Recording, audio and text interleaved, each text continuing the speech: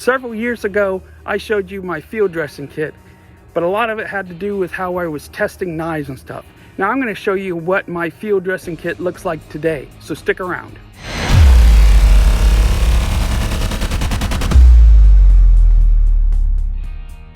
Hey, it's OCD Hunter, bringing you tips, tricks, DIY hacks, and other useful ways that my OCD can help make your life a little bit more simpler. Today, I'm going to go over what I carry now in my field dressing kit.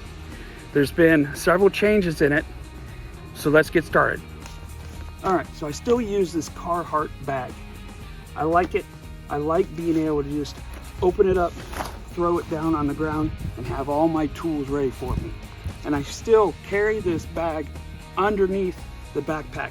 Once again, what it allows me to do is if I have junk or blood or guts or dirt on any of the tools, I don't contaminate anything inside my pack.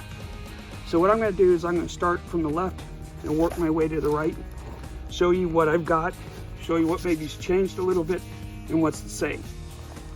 So first of all, I do have my deer tags and I keep my license in there, and then I have some zip ties so I can put those on as soon as I get done harvesting. One of the things that I added was just this nice little piece of leather.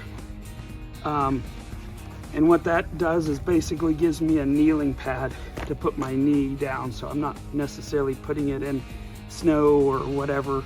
So it kind of keeps a water barrier for my body.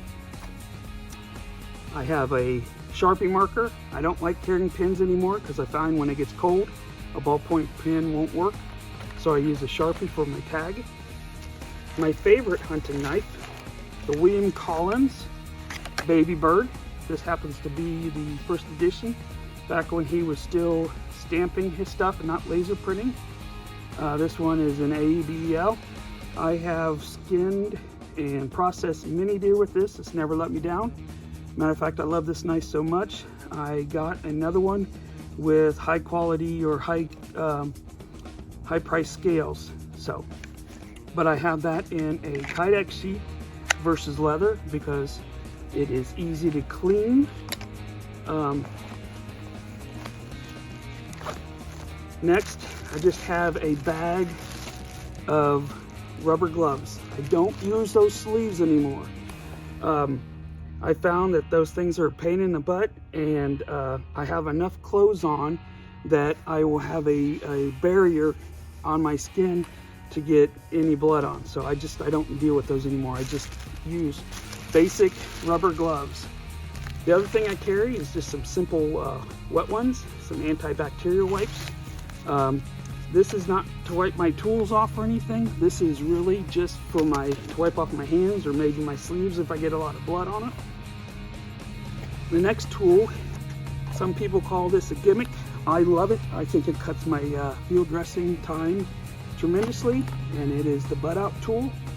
And then also what I've done is I've made a sheath for it. Now this sheath, once again, the same concept of the Kydex, makes it easy to take this nasty, disgusting, whatever's on this, put it in here, keep it off my bag, but then I can go home and clean it out real good. I do have a video showing you how I made this sheath, so check that out. The next tool that I got, my daughter got me for Christmas last year, and I was kind of hesitant because I thought it was pretty flimsy, but it's this Outdoor Edge flip and zip. Man, this thing is awesome though. I will do a video on this, but this is a great little tool. It's super light, takes up no room, and it worked great to cut up the sternum on a large buck this year. The next thing I carry is just a simple diamond sharpener and a piece of leather to strop my knife if I have to. And then over here, I still carry a couple Ziploc bags in each one.